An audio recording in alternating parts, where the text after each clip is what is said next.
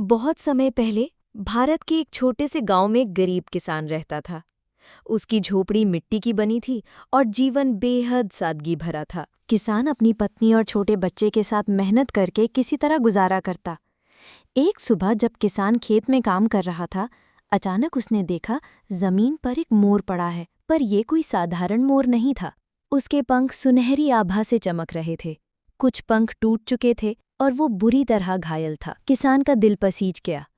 उसने मोर को अपनी बाहों में उठाया और धीरे से कहा, डर मत, अब तुम सुरक्षित हो।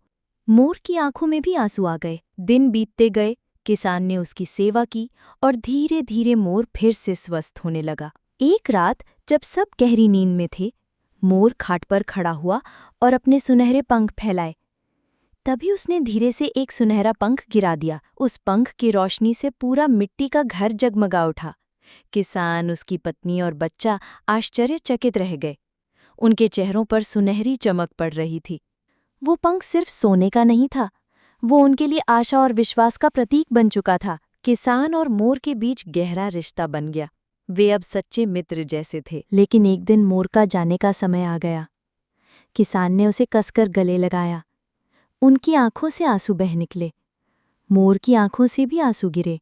दोनों के आंसू जमीन पर मिले और अचानक वहां से एक दिव्य नीला पुष्प खिल उठा। उस फूल से आभा निकल रही थी और आकाश से सुनहरी किरणें धरती पर बरस पड़ी। गांव के लोग कहते हैं वो फूल किसी देवता का आशीर्वाद था, एक संकेत कि दया, निस्वार्थ प्रेम और बलिदान से ही चमत्कार जन्म लेते हैं।